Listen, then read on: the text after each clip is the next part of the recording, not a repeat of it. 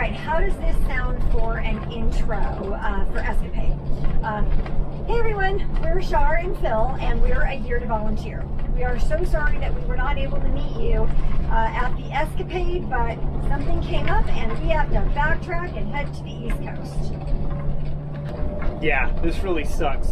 We just shot 584 miles from east of Pensacola, Florida to Houston, Texas on our way to the Escapade in Tucson. We've got a big freaking issue that just happened and it's forcing us to bail on Escapade, and we have to run to the East Coast right now.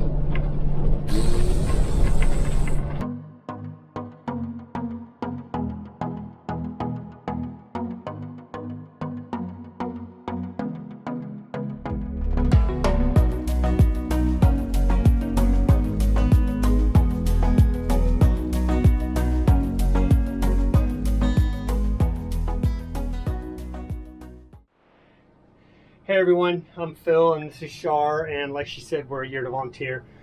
We were on our way to the Escapade there in Tucson, Arizona to do a presentation on volunteering, and also we have a side hustle called Camper Gigs. It's an app and a website that lets you find opportunities on the road like work camping, volunteering, hosting jobs, and it's map searchable, kind of like other apps that are out there that have pins.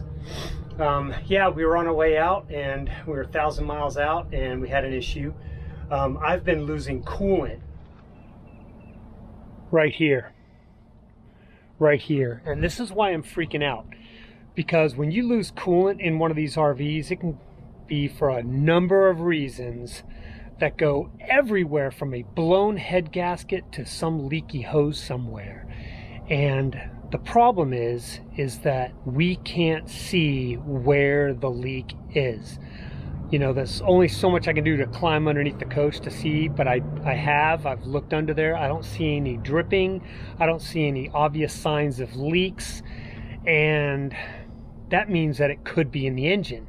Now, the coolant in these systems do a lot of work for your RV. They keep the engine cool. They keep your exhaust cool. There are heat exchangers for a lot of different components in this RV. There's even one in your dash. A line runs all the way forward to the front of the coach to provide you heating in the winter.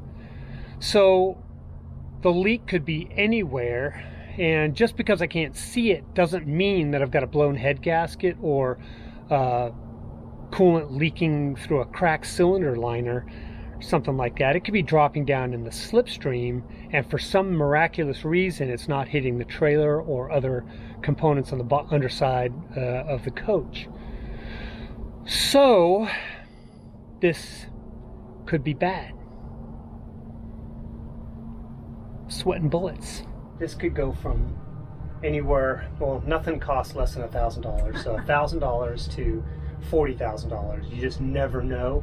But the gauges are good, the oil pressure, everything is good. I'm not gaining anything in the oil reservoir. Everything runs beautifully. It's just that I'm losing this coolant, so we got to go figure that out. Yep, so backtrack and heading over to Gaffney, South Carolina, where they've actually done service on our coach before. It was a great experience.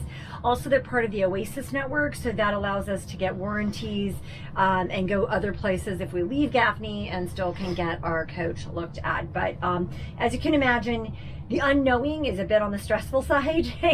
And yeah, we were supposed to be at Escapade. We've got our fundraising auction coming up in a week or 2 weeks. And then we have to be in Virginia for a project in 3 weeks. So, we had two choices. We could have gone all the way to Tucson and gone to a Detroit diesel, a Mercedes repair center. It gets great reviews, called WW Williams. If you're in the Tucson area, check them out. They got great reviews from RVers. Great. They just couldn't fit us in the next 2 weeks. They can get us, well, they can get us in next week. They just can't get us in this week. And then because we have a project in Virginia starting in 2.5 weeks, we figured let's just go to Gaffney, South Carolina, which is 350 miles away, and then we have more time to get this thing solved. So we're going to spend the next 2.5 days getting there, and then we're going to get in line and wait. I just topped off with more coolant here at this Flying J.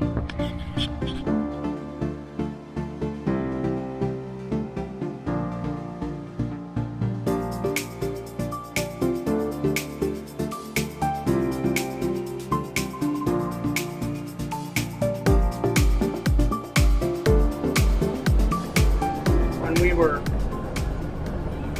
were planning our trip from Tucson to Virginia, we swore we would not come through Atlanta.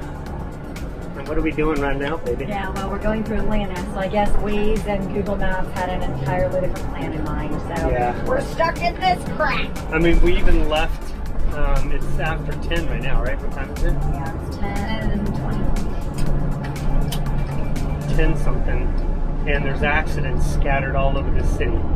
Atlanta has probably got a lot of great attributes, but traffic isn't one of them. You just need to stay the hell away. And we're stuck in it, and it is miserable.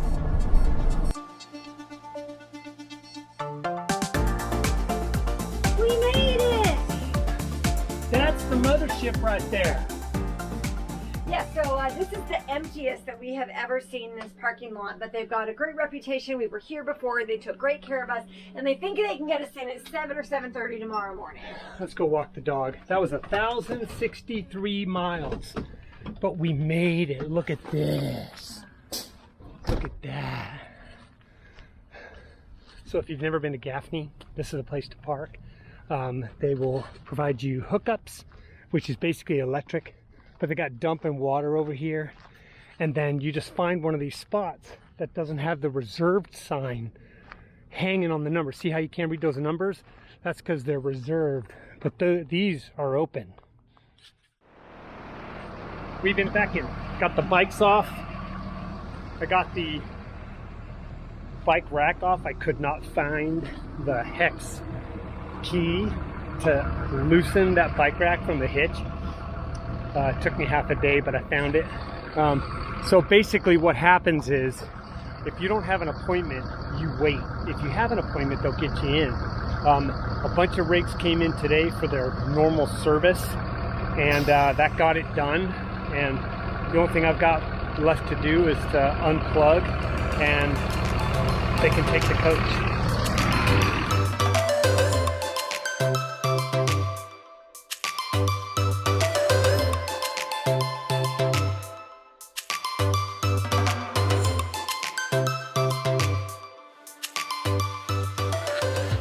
I've handed it off to Tyler, and they're going to knock out a lot of the regular maintenance right now and not search for that coolant leak.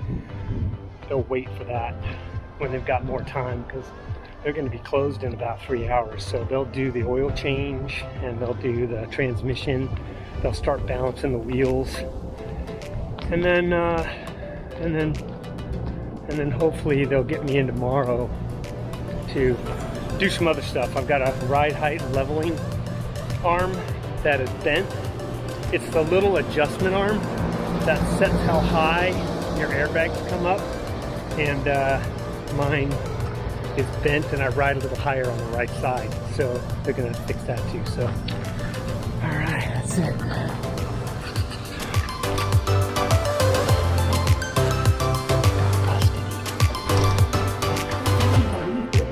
They have custody of the coach.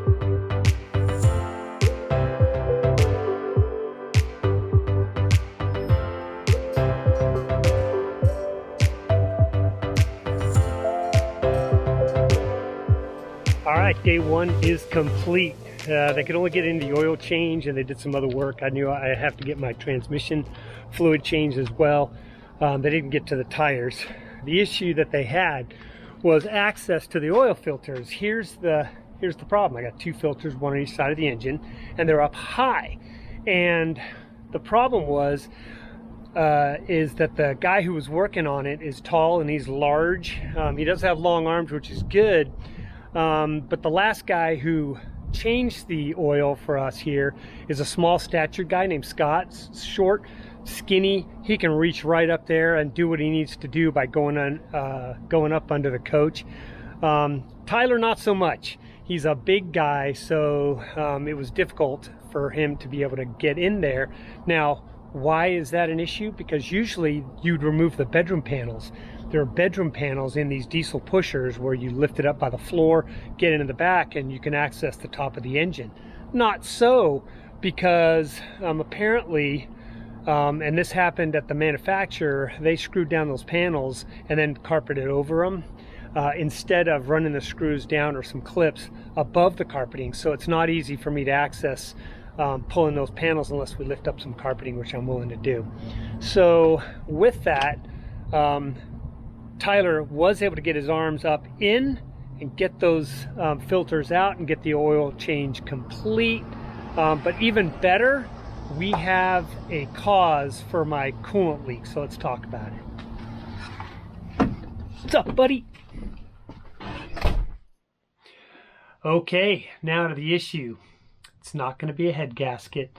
It's not a cracked cylinder liner, and the reason they're confident is for the same reason that I felt pretty sure that we didn't have those issues. The oil is in good shape, and the coolant that's in the expansion tank and the reservoir is also looking reasonably clean. If you have a break in that heat exchange with either exhaust or oil or something, you're going to see some carbon-based products in the expansion tank and the reservoir and in that fluid. You're also going to get steam coming out of the engine if it's in your cooler. You're also going to get that gray or even a chocolate milk looking consistency in your oil if you've got contamination there. That didn't exist. Where they are seeing some leaking though is right there on several hoses. The hoses are 15 years old, they're getting worn, and there's definitely some issues there. So they're going to replace those hoses because of some dry rot, things like that, basically age related. And then remember that expansion tank that I showed you?